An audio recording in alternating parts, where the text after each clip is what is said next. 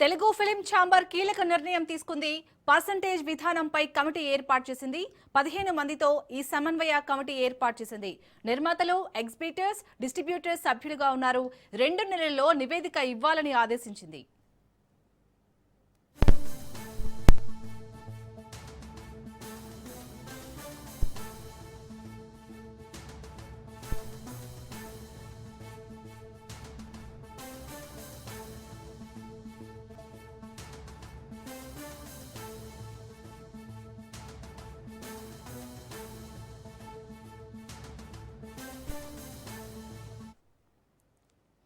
ఇక Telugu film chamber తీసుకున్న కీలక నిర్ణయానికి సంబంధించి మరిన్ని అప్డేట్స్ ని మా ఫిలిం రిపోర్టర్ సంపత్ అందిస్తారు జూమ్ లో. సంపత్, ఇప్పటికే పర్సంటేజ్ విధానంపై కమిటీ ఏర్పాటు చేసినట్టుగా తెలుస్తుంది. ఈ కమిటీలో ఎవరెవరు ఉన్నారు?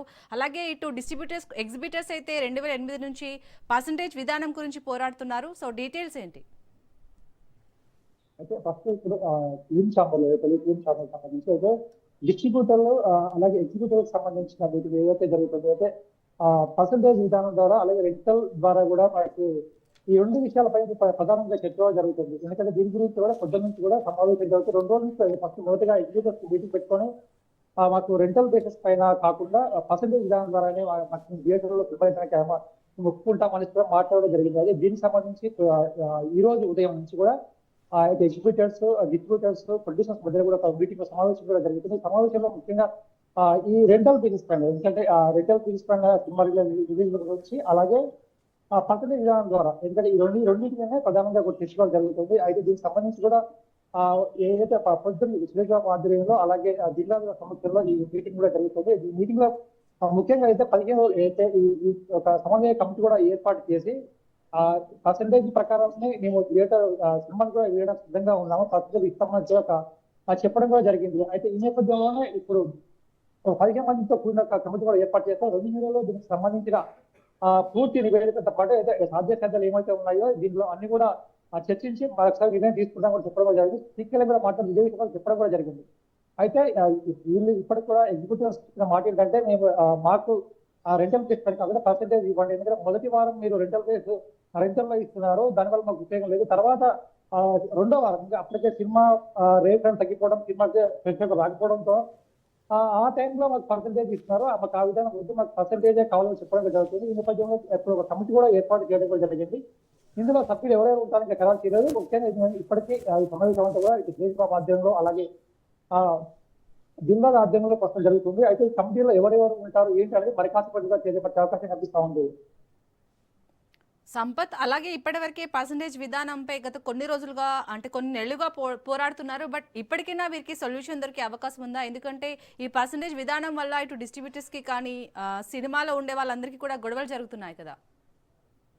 అయితే ఈ 2008 నుంచి కూడా ఈ పర్సంటేజ్ రెంటల్ బేస్ పైన ఎప్పుడైతే, ఎందుకంటే థియేటర్లు దీని వల్లే మూతపడుతున్నాయి, మాకు రెంటల్ బేస్ పని ఇస్తే మేము థియేటర్ ఓనర్స్ లాస్ అవుతున్నారు, మాకు పర్సంటేజ్ విధానం కావాలని కూడా అయితే పవన్ కళ్యాణ్ సినిమా ఉంటే అప్పటి నుంచి కూడా 2008 నుంచి కూడా ఒకటే దీని గురించి ఫైట్ జరుగుతుంది. అయితే ఇప్పుడు రీసెంట్ గా ఇదే విషయం కూడా మాకు ప్రస్తావించారు. ఎందుకంటే మేము గతం నుంచి కూడా మేము అడుగుతున్నాము, ఇప్పటికి కూడా మాకు మీరు పర్సంటేజ్ విధానం అమలు చేయట్లేదు, మేము థియేటర్ మూసుకునే పరిస్థితి మాకు వస్తా ఉంది అనేసి కూడా ఎగ్జిక్యూటివ్ చెప్పడం కూడా జరిగింది. ఎందుకంటే ప్రొడ్యూసర్ ఇప్పటికో చేసిన వాదన ఏంటంటే మీరు పెద్ద సినిమా త్వరలో విడుదల కాబోతుంది కాబట్టి దానికి ఈ సమయంలో పెద్ద సినిమా రిలీజ్ సమయంలోనే మీరు పర్సంటేజ్ మాట్లాడుతున్నారు. ఇప్పటికిప్పుడు సాధ్యం కాదు. ఎందుకంటే ఆ సినిమా థియేటర్ సంబంధించి ఇప్పుడు మేము చాలా సినిమా నిర్మాణంలో మేము చాలా అమౌంట్ పెట్టి ఉన్నాము. దానికి తగ్గట్టుగానే మేమంతా అమౌంట్ 80% వరకు సినిమా పైన ఇండస్ట్రీ సినిమాల పైన పర్సంటేజ్ పెట్టి ఉన్నాము. ఈ అమౌంట్ అంతా కూడా మాకు ఇప్పుడు మీరు హఠాత్తుగా మీ పర్సంటేజ్ విధానం అంటే మేము చెల్లించలేము, దానికి మాకు సమయం కావాలనేసి కూడా ప్రొడ్యూసర్స్ కూడా చెప్పడం కూడా జరుగుతుంది. అయితే ఈ సమయం అంటే అప్పటి వరకు కూడా ఏదైతే సినిమా సింగిల్ స్క్రీన్ థియేటర్స్ ఏవైతే ఉన్నాయో వాటిలో మీరు మౌలిక సదుపాయాలు ఏదైతే సినిమా వాష్రూమ్స్ కానీ ఇంకా సినిమా సౌండ్ సిస్టమ్ కానీ అదే ప్రొజెక్టర్ సిస్టమ్ కానీ ఇదంతా దీన్ని క్వాలిటీగా ఉంచే విధంగా చూస్తే మాకు కూడా పర్సంటేజ్ విధానం ఇవ్వడానికి మాకు ఇలాంటి అభ్యంతరం లేదు అనేసి కూడా ప్రొడ్యూసర్స్ కూడా చెప్తున్న పట్టు కనిపిస్తా ఉంది. అయితే ఈ నేపథ్యంలో ఇప్పుడు మీటింగ్ లో కూడా ఒక కమిటీ వేసి ఒక 2-3 నెలల్లో దీనికి సంబంధించిన ఏదైతే ఉన్నాయో అంటే అన్ని విషయాల గురించి చర్చించి అయితే ఇద్దరు నష్టం కాకుండా ఇద్దరు లాభాల పాటలు ఉండే విధంగా కూడా పరిష్కరించే వాళ్ళ కమిటీ చెప్పడం జరుగుతుంది. Right, thank you Sampath.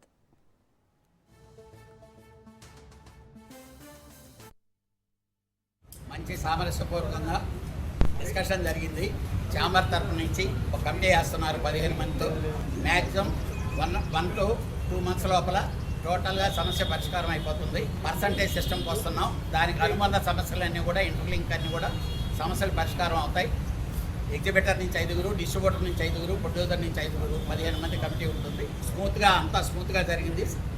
ఈజీగా అందరి కోరికలు నెరవేరుతాయి. ఏ సినిమాలకి ఎలాంటి ఇబ్బందులు